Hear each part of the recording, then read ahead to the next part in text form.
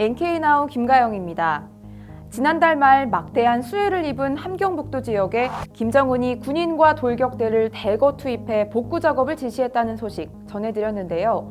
하지만 뒤늦게 알려진 바에 따르면 턱없이 부족한 자재와 장비 문제로 살림집 복구 작업이 속도를 내지 못하고 있다고 합니다. 이제까지 노동신문 등 북한 관영 매체들이 복구 작업에 성과를 내고 있다고 선전한 것과는 완전히 딴판인 모습인데요.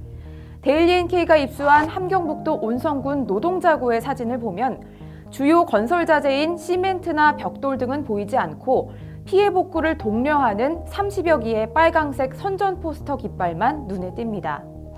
지시에 따라 피해 복구에 나서기는 했지만 특별히 할 게 없어서 우두커니 서 있기만 하는 주민들의 모습도 보입니다.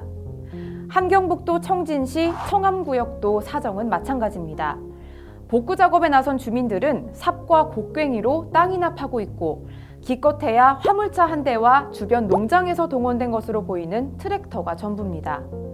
여전히 북한 당국은 주민들에게 10월까지 살림집을 제공해주겠다고 선전하고 있지만 보셨다시피 당국의 말을 믿는 주민들은 아무도 없을 것 같습니다.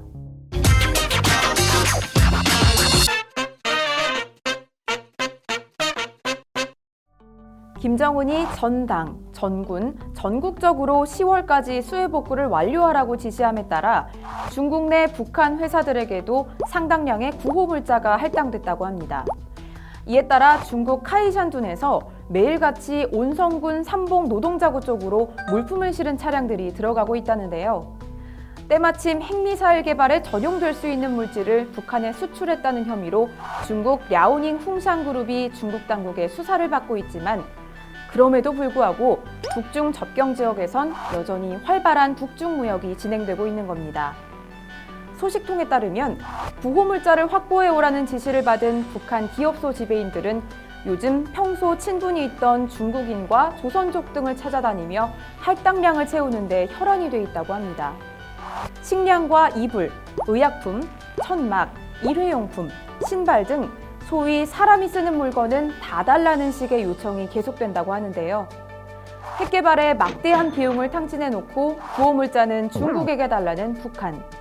국제사회에 이목이 쏠린 가운데 그 끝은 어떻게 될까요?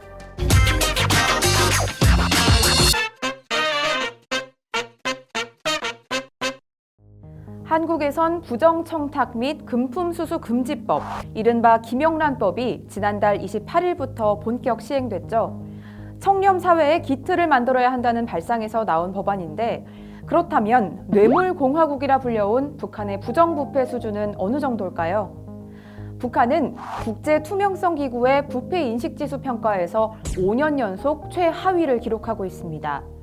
실제 북한에선 아랫 간부가 윗 간부에게, 윗간부는 중앙 고위 간부에게 뇌물을 바치는 흐름이 장기간 유지되고 있다고 합니다. 설령 출신 성분이 좋아서 간부가 됐어도 뇌물 감각이 무디면 어느 순간 해임될 수도 있다는데요. 특히 북한에서 뇌물이 가장 많이 성행하는 부서는 국가안전보위부라고 합니다.